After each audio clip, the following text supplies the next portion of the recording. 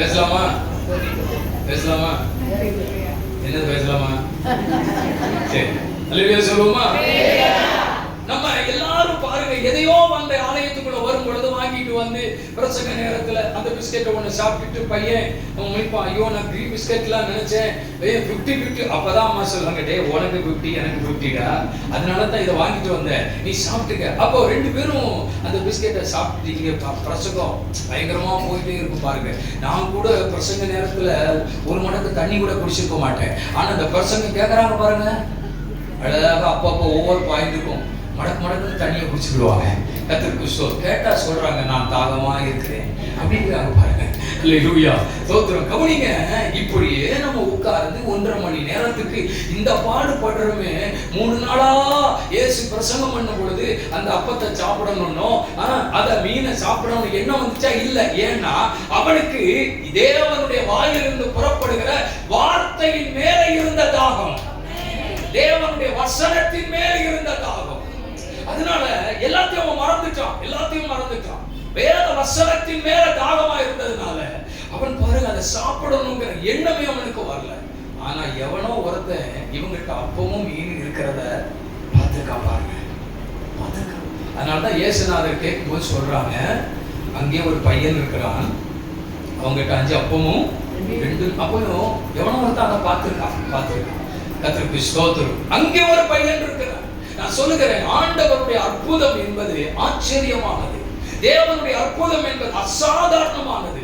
நான் சொல்லுகிறேன், எப்பெல்லாம் தேவனுடைய வார்த்தைக்கு உடன்படுகிறீர்களோ, தேவனுடைய வசனத்துக்கு கீழ்ப்படுகிறீர்களோ, ஒரு காரியம் சொல்கிறேன், வசனத்துக்கு கீழ்ப்படுகிறவர்களை தேவன் அற்புதமாய் நடத்துவார். நீங்க எந்த நிலையில் தோற்று போனவர்களாக இருந்தாலும் உங்க வாழ்வில் மேன்மையை கர்த்தர் கொடுக்க முடியும். வசனம் முக்கியம், தேவனுடைய வார்த்தை முக்கியம். ஏன்னா அந்த வசனத்தின்படி நடக்கும். நம்ம எல்லாரும் கையில பைபிள் வச்சிருக்கோம். இந்த பைபிள் அழகா சொல்லியிருக்கு, இந்த தீர்க்க தரிசன வசனங்களை வாசிக்கிறவன், கேட்கிறவன், அதன்படி நடக்கிறவன் பாக்கியவான். நான் திரும்ப சொல்றேன், இந்த தீர்க்க தரிசன வசனங்களை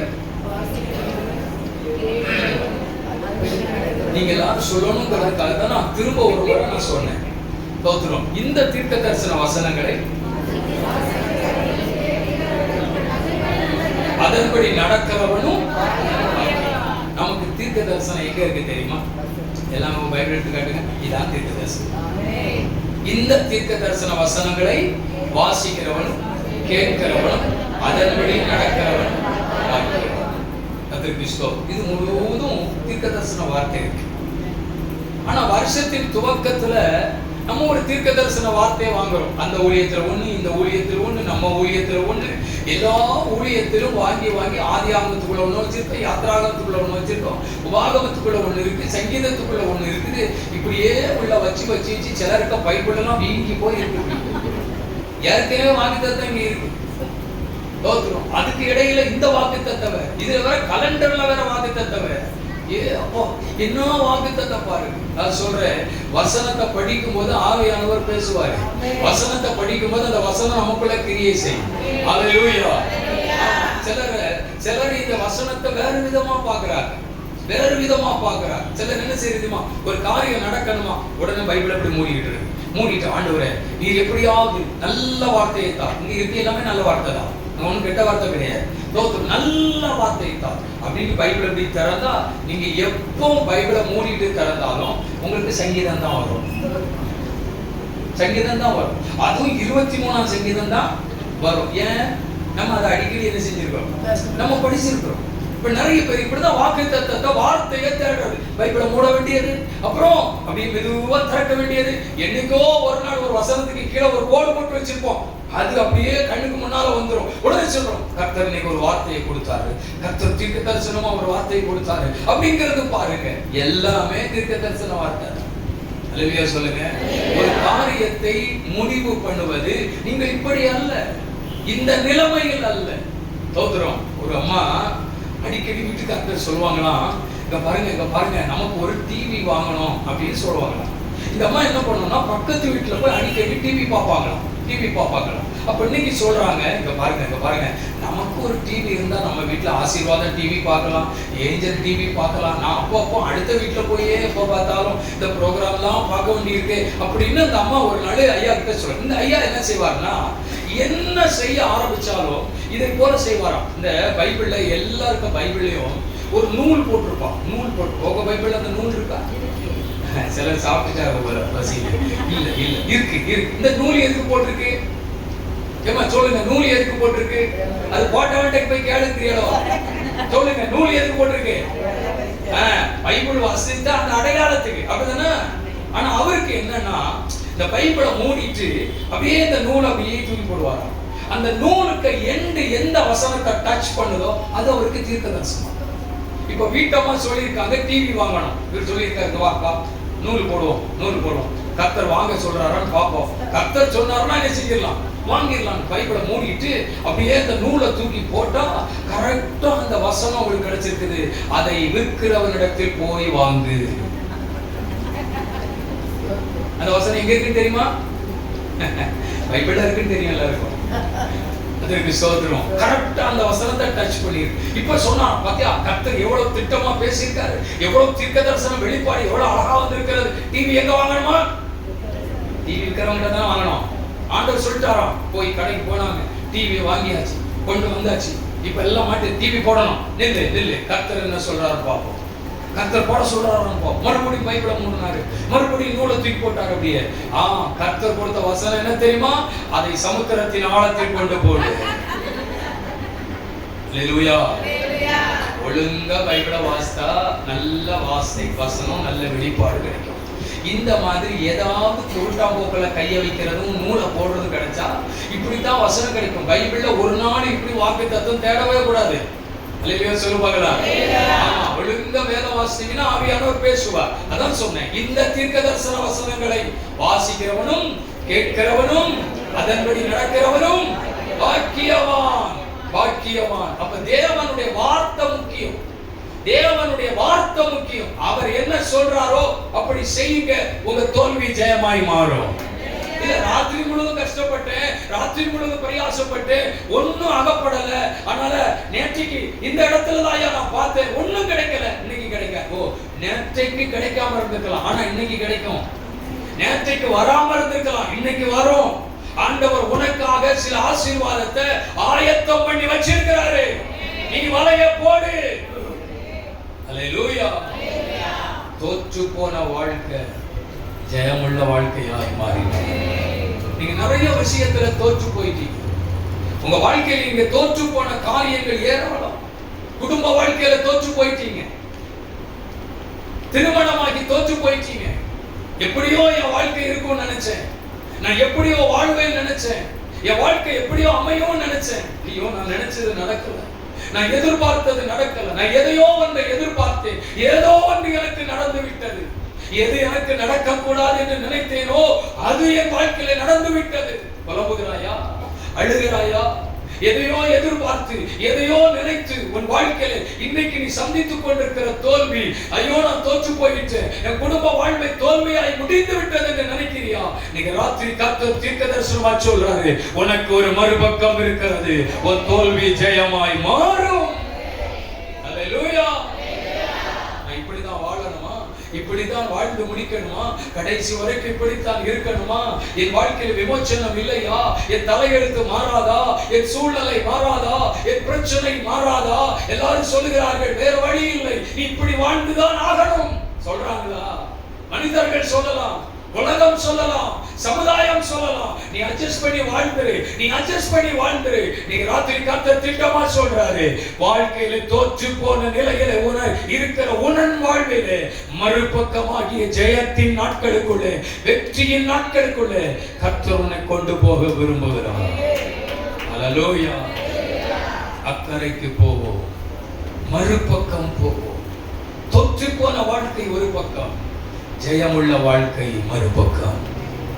வாழ்வில் எந்தெந்த இடத்தில், எந்தெந்த நிலையில், எந்தெந்த சூழ்நிலைகளை நீங்கள் தோற்று போனீர்களோ அது எல்லாம் இன்னைக்கு கர்த்தர் ஜெயமாய் மாற்ற போகிறார்.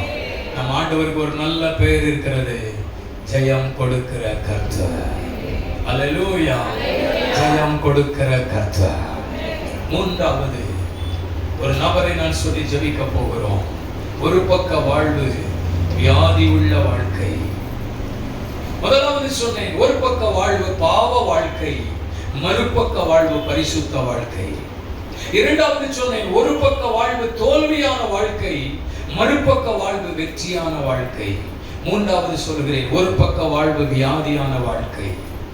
12 ஆண்டுகளாய் தன் சரீரத்தில் ஏற்பட்ட வியாதி நிமித்தம் அவள் போகாத இடமில்லை, பார்க்காத வைத்தியம் இல்லை.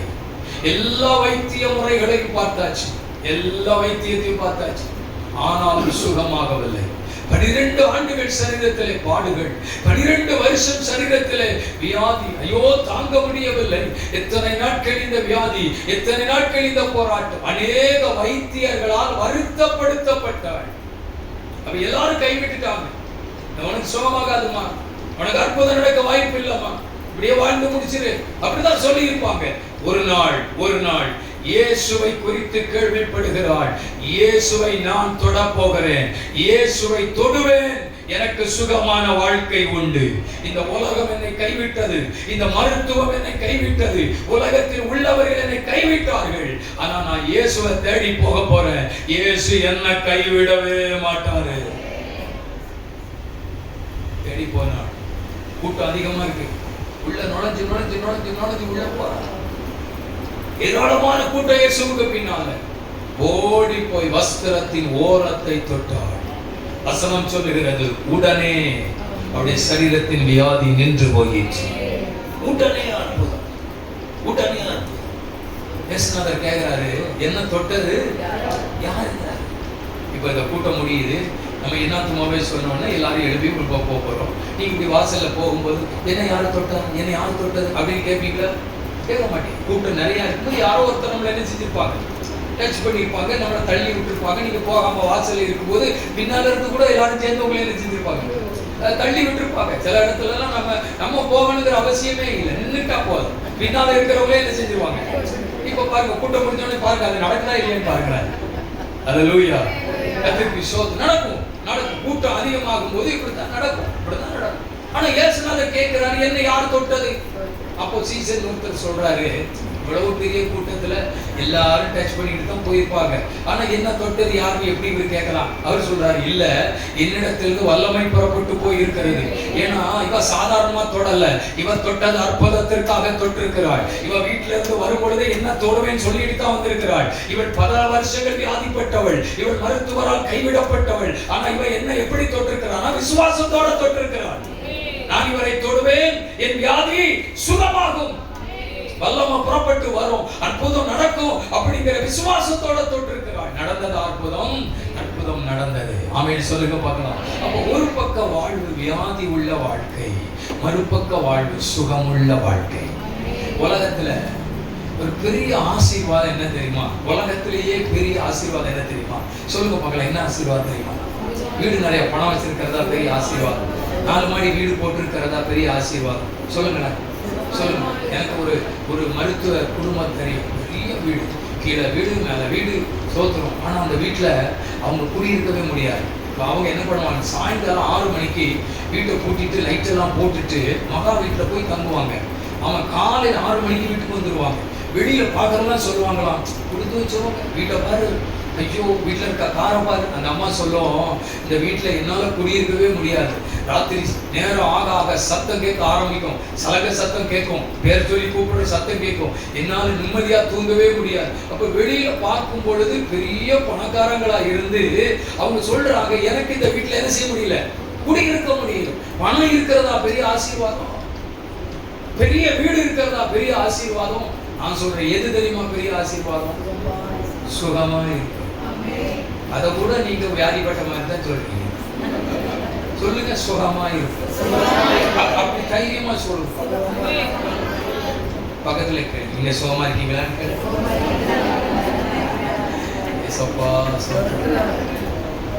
இப்படி கேட்ட உள்ள வியாதியும் வந்துடக்கூடாது. நம்ம ஒருத்தரை பார்த்த உடனே, சந்திச்ச உடனே கேட்கிற கேள்வி என்னது? சுகமா இருக்கீங்களா? அவங்க சரீரத்துல அவ்வளவு வியாதி இருக்கும். அவங்க சொல்லுவாங்க, நான் நல்லா இருக்கேன். திரும்ப கேட்பாங்க, நீங்க எப்படி இருக்கீங்க?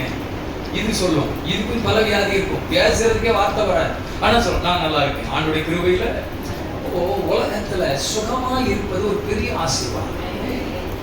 நீ எல்லாவற்றிலும் வாழ்ந்து ஆஸ்பத்திரிக்கெல்லாம் போய் பாரு, ஒவ்வொருத்தர் படுற வேதனையை பாரு, ஒவ்வொருத்தர் படுற கஷ்டத்தை பாரு. ஆண்டவருக்கு நன்றி சொல்லணும். ஆண்டவரே, இந்த உலகத்துல எங்களை சுகமா வச்சிருக்கிறதுக்கு அல்லேலூயா சொல்லுங்க, அல்லேலூயா. சுகமாய் இருப்பது எவ்வளவு பெரிய ஆசீர்வாதம். ஒரு நாள் சொல்லணும், அங்க சுகமாய் வாழ வைத்ததற்காக நீர் தந்த சுகத்துக்காய் ஸ்தோத்திரம். நீர் தந்த சுகத்துக்காய் எப்ப பார்த்தாலும் அதை தாரோம், இதை தாரோம், அதை தாரோம், இதை தாரோம், வீட்டை தாரோம், இடத்தை தாரோம், வாகனத்தை தாரோம், காரை தாரோம், வண்டியை தாரோம், இப்படி தாரோம், அப்படி தாரோம்னு கேட்கறத விட ஆண்டவரே நல்ல சுகத்தை நல்ல சுகமா இருக்கணும்ப்பா அப்படின்னு சொல்லுவோமா. ஒரு பக்கம் வாழ்வு வியாதி உள்ள வாழ்க்கை, வியாதி உள்ள வாழ்க்கை. எத்தனையோ பேர் வாழ்க்கையில வருஷக்கணக்கா வியாதியில வாழ்ந்து வாழ்ந்து வாழ்ந்து வாழ்ந்து வாழ்ந்து காலத்தின் நேரத்தை ஓடிக்கிட்டே இருக்காங்க. நான் சொல்கிறேன் அருமையானவர்களே, மறுபக்க வாழ்வு சுகமுள்ள வாழ்வு. ஒருவேளை மருத்துவரை சந்திக்கலாம், ஒருவேளை எத்தனையோ வைத்திய முறையை பார்த்திருக்கலாம், வியாதியை குணமாக்க முடியாதுன்னு சொல்லி இருக்கலாம், இந்த வியாதிக்கு மருந்தே இல்லைன்னு சொல்லி இருக்கலாம். நீங்க ராத்திரி சொல்ற, இயேசு உங்களுக்கு பரிகாரியா, நானே உன் பரிகாரியான கர்த்தர். அப்ப ஒரு பக்க வாழ்வு வியாதி உள்ள வாழ்க்கை, மறுபக்க வாழ்வு சுகமான வாழ்க்கை. இந்த ராத்திரி வேளையில கர்த்தர் உங்களில் அநேகரை இன்னைக்கு சுகப்படுத்த போறாரு. உங்க சரீரம் இருக்கிற வியாதி இன்னைக்கு மாற போகிறது. உங்க சரீரத்திற்குள் அற்புதங்கள் நடக்க போகுது. உங்க சரீரத்திற்குள் தெய்வீக விடுதலை உண்டாக போகிறது. ஏனென்றால் அன்றைக்கு அவருடைய வஸ்திரத்திலிருந்து வல்லமை புறப்பட்டு வந்தது போல இந்த இடத்திலே கிரியை செய்கிற ஆவியானவர் இன்னைக்கு உங்க ஒவ்வொருவரையும் இன்னைக்கு தொட போகிறார். நீண்ட கால வியாதி, நீண்ட கால பலவீனம் இந்த ராத்திரி உன்னை விட்டு மாறி போகும். உன் சரீரத்திற்கு ஒரு தெய்வீக அற்புதம் நடக்கும். மறுபக்கம் பிரயாணப்படும். ஒரு பக்கம் வாழ்வு வியாதி உள்ள வாழ்க்கை, மறுபக்க வாழ்வு சுகமான வாழ்க்கை. அல்லேலூயா. ஒரு பக்கம் உலக வாழ்க்கை, மறுபக்கம் தேவ ராஜ்யத்தை சுதந்தரிக்கிற வாழ்க்கை. நான் சொன்னேன், கிறிஸ்தவத்தினுடைய மேன்மையே பரலோகம் தான். உலகத்துல எல்லா ஆசீர்வாதத்தையும் வாங்கிக்கிட்டு நரகத்துக்கு போயிடக்கூடாது. ஸ்தோத்திரம். எங்க போய் சேரணும்? பரலோக ராஜ்யத்துக்கு போகணும். ஆமென். ஸ்தோத்திரம். அருமையானவர்களே, ரட்சிப்பின் முக்கியத்துவம் என்ன? பரலோக ராஜ்யம்.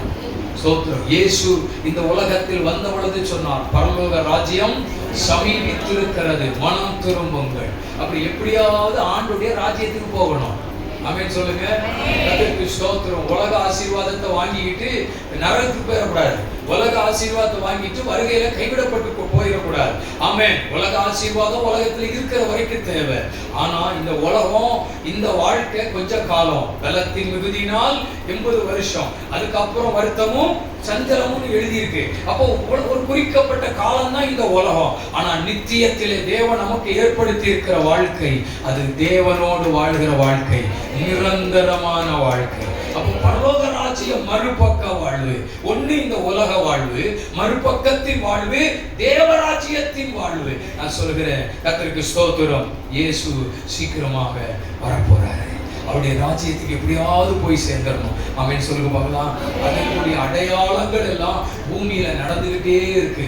எப்போ எங்க குண்ட போடுறான்னு நமக்கு தெரியாது. எப்போ இயேசுநாதர் வருவாருன்னு நமக்கு தெரியாது. சிலர்லாம் ரொம்ப ஆசையா ஜெபம் பண்றாங்க.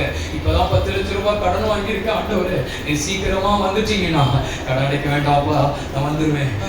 கடன் அடைக்கிறேன்னா பரலோகராஜ்யம் போக முடியாது. அல்லேலூயா. சில ஜெபம் பண்றாங்க, இப்பதான் வீடு அஸ்திவாரம் போட்டிருக்கு, ஆண்டவரே ஒரு 5 வருஷம் கழிச்சிச்சுன்னா ஒரு வீட்டை கட்டி கொஞ்ச நாள் அங்க குடியிருந்ததுக்கு பிற்பாடு நீங்க வந்தாலும் பரவாயில்ல ஆண்டவரே. சில சொல்றாங்க, இப்பதான் என் பிள்ளைக்கு கல்யாணத்தை பார்த்திருக்கேன், இப்பதான் பேசி வச்சிருக்கேன், இப்ப வர வேண்டாம்ப்பா, பிள்ளைக்கு கல்யாணம் முடிஞ்சு அதுக்கப்புறம் அதுக்கு ஒரு குழந்தை பிறந்து அது வளர்ந்து அதுக்கப்புறம் அதுக்கு ஒரு கல்யாணம் முடிஞ்சு, இப்படிதான் ஜெனரேஷன் போயிட்டே இருக்கு. ஆனாலும் இயேசு சொன்னபடியே சீக்கிரமாய் வருகைக்கு எப்பொழுதும் ஆயத்தமாகும். பரலோக ராஜ்யத்துக்கு போயிடணும். அல்லேலூயா. அதுதான் மறுபக்க வாழ்வு, அதுதான் மறுபக்க பிரயாணம். எப்படியாயிரம் ஆண்டவருடைய ராஜ்யத்தை சுதந்தரிக்கணும். நான் சொல்கிறேன், ஒப்பு கொடுங்க, ஒப்பு கொடுங்க. இன்னைக்கு ராத்திரியில் ஒப்பு கொடுங்க. இயேசு தம்முடைய சீஷர்களை பார்த்து சொன்னார், அக்கறைக்கு போவோம் பாருங்க. எல்லாரும் எழுப்பி நிற்போமா, ஜெபம் பண்ணுவோம். ஸ்தோத்திரம். சீக்கிரமா இந்த இருக்கையில் எல்லாரும் எழுப்பி நில்லுங்க. ஸ்தோத்திரம். ஜெபம் பண்ணுங்க, ஜெபம் பண்ணுவோம். ஸ்தோத்திரம். ஆமென், ஆமென், ஹல்லேலூயா. ஸ்தோத்திரம், ஸ்தோத்திரம். எழும்புறதுக்கே கஷ்டமா இருக்கு. ஏசுநாதர் வரும்போது எப்படி போவீங்கன்னே தெரியலையப்பா. ஸ்தோத்திரம். இந்த பாடி மேல போகாது போல.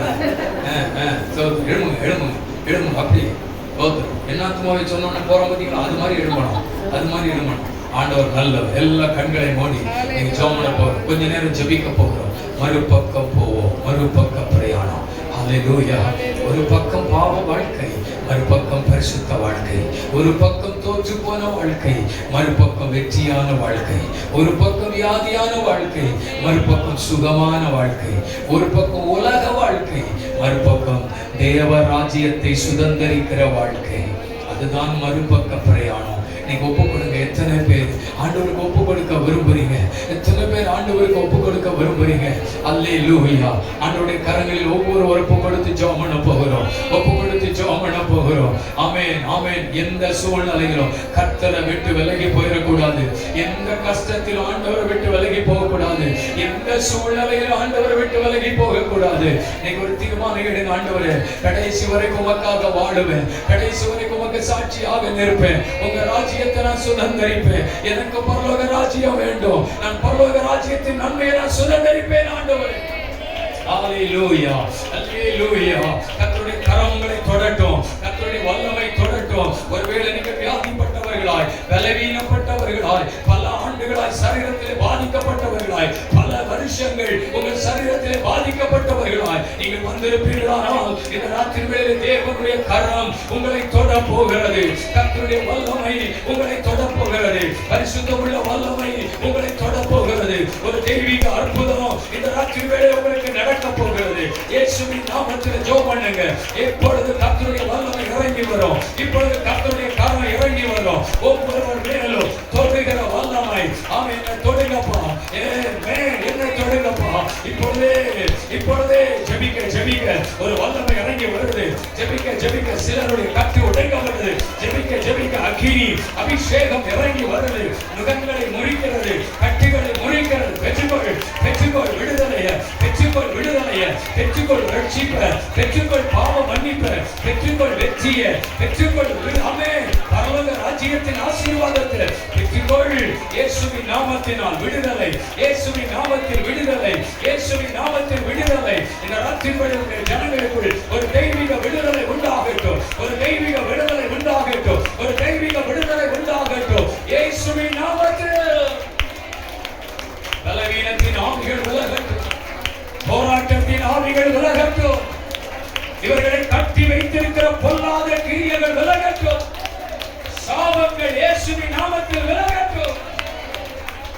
சுகம் உண்டு, சுகம் உண்டு, ஆரோக்கியம் உண்டு, விடுதலை உண்டு, ஜெயம் உண்டு, வெற்றி உண்டு.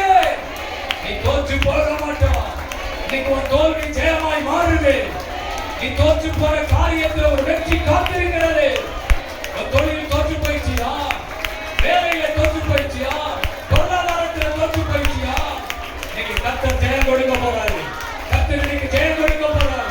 ஒரு மாற்றங்கள் வரும், ஒரு மாறுதல் வரும். ஆமென், ஆமென், ஆமென், ஆமென். எப்படியாயிலும் பரலோக ராஜ்யத்தை சுதந்திரிக்க வேண்டும். இதுவரைக்கும் ரட்சிக்கப்படவில்லையானால், இதுவரைக்கும் ஞானஸ்நானம் எடுக்கவில்லையானால், இதுவரைக்கும் அபிஷேகம் பெற்றுக் கொள்ளவில்லையானால், பரலோக ராஜ்யத்தை சுதந்திரித்துக் கொள்வதற்குரிய தகுதியை பெற்றுக் கொள்வதற்கு ஆண்டவர் கிருபை செய்யட்டும், கிருபை செய்யட்டும்.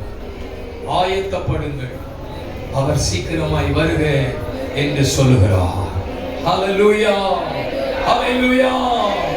அவர் வரும் நாளிலே என்னை கரம் அசைத்து அன்பை கூப்பிட்டு சேர்த்துக் கொள்வார்.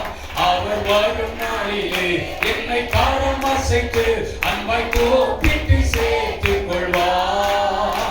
அவர் சமூகமது அங்கே அவருடனே ஆடி பாடியே மகிழ்ந்திடுவே. அவர் சமூகமது அங்கே அவருடன்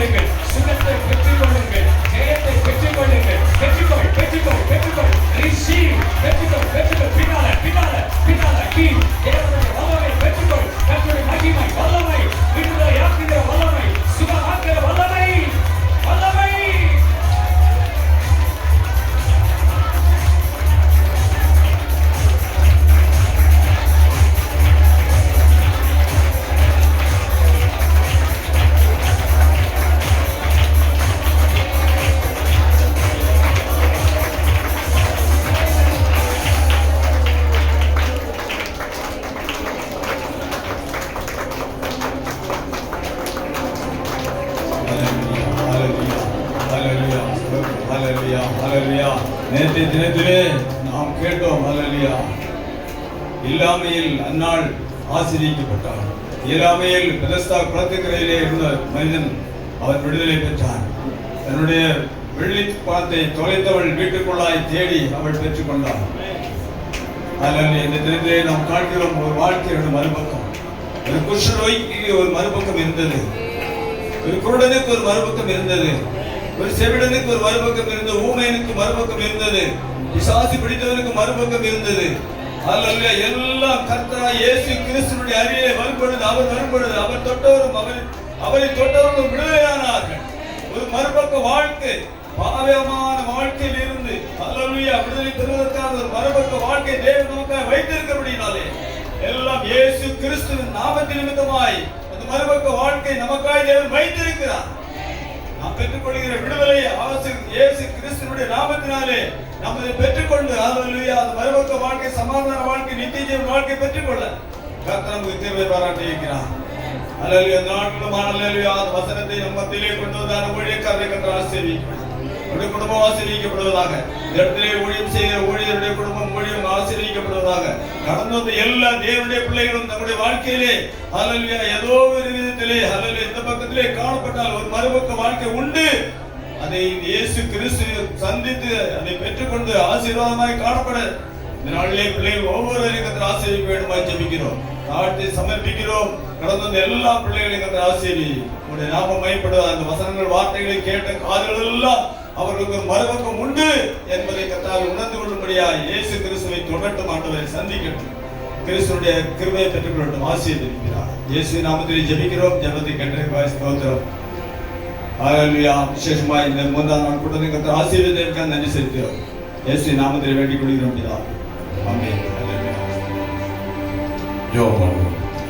எங்களை அதிகமாய் நேசிக்கிறதான மகிமையுள்ள நல்ல பிதாவே, அருமையான இந்த 3வது நாள் ஆண்டவர் இந்த இரவுகளை கொடுத்ததுக்காக நன்றியோடு துதிக்கிறோம். ஆண்டவரை ஸ்தோத்திரிக்கிறோம். ஆரம்பம் முதல் முடிவு வரைக்கும் இயேசுவாவுடைய கிருபை எங்களோடு கூட இருந்ததற்காக நாங்கள் ஸ்தோத்திரிக்கிறோம். ஆண்டவரை ஸ்தோத்திரிக்கிறோம். அக்கறைக்கு இருக்கிறதான தலைப்புல ஆண்டவரே நாங்கள் உடைய வசனத்தை கேட்டு ஆண்டவரை ஸ்தோத்திரிக்கிறோமா. அந்த பாவியான ஸ்திரீ ஆண்டவரே உடைய பாதத்தை முத்தம் செய்து ஆண்டவரை தலைமயிரால் துடைத்து ஆண்டவரே இந்த பாவம் மன்னிப்பினுடைய நிச்சயத்தை அவன் பெற்றுக்கொண்டாள் என்று நாங்கள் படித்தோம். ஆண்டவரை உமக்கு ஸ்தோத்திரிக்கிறப்போ அதே போல இந்த இடத்துல வந்திருக்கிற ஒவ்வொருவரும் இந்த பாவம் மன்னிப்பின் நிச்சயத்தை பெற்றுக்கொண்டு ஆண்டவர் இந்த மகிமையான பரலோக ராஜ்யத்தை சுதந்திரிக்க கர்த்தர் கிருபை செய்யும்படியா ஜெபிக்கிறோம். அதே போல ஆண்டவரே ஸ்தோத்திரம். பேதுருவுடைய வாழ்க்கையை தோற்று போன ஒரு வாழ்க்கையாக இருந்தாலும் ஆண்டவர் வெறுமையான படகை நிரப்பி கொடுத்ததை போல இந்த இடத்துல வந்திருக்கிற உங்களுடைய பிள்ளைகளுடைய ஒவ்வொரு வாழ்க்கையிலும் ஆண்டவர் ஒவ்வொருவருடைய வாழ்க்கையிலும் கர்த்தர் நிறைவான ஆசீர்வாதங்களை ஆண்டவரை தந்து ஆண்டவர் நீர் அனுப்பும்படியாக நாங்கள் ஜெபிக்கிறோம். ஆண்டவர் அதே போல அந்த பெரும்பாலுள்ள ஸ்திரீகளுடைய வியாதியை குணமாக்கி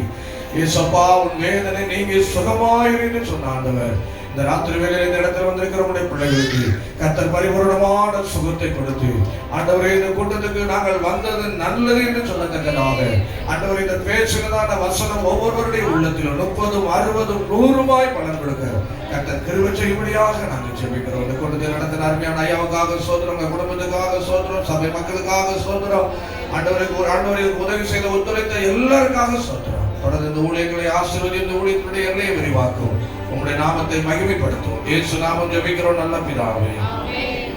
ஆத்துமாவே கர்த்தரை ஸ்தோத்திரி, உலகமே பரிசுத்த நாமத்தை ஸ்தோத்திரி. ஆத்துமாவே கர்த்தரை ஸ்தோத்திரி, கர்த்தர் செய்த சகல வரங்களை மறவாதே. ஆமென். நம்முடைய கர்த்தராகிய இயேசு கிறிஸ்துவின் கிருபை, பிதாவாகிய தேவனுடைய அன்பும் பரிசுத்த ஆவியானவருடைய அன்னைக்கும் சமாதானம், சந்தோஷம் கர்த்தருடைய வார்த்தை பகிர்ந்து கொண்ட தாசனோடும் அருமையான தேவ ஜனங்களோடும் கூட இன்றும் என்றும் நிறைந்தும் நிலைத்தும் இருப்பதாக. கரங்களை வீழ்த்தி சொல்லுவோம் அல்லேலூயா.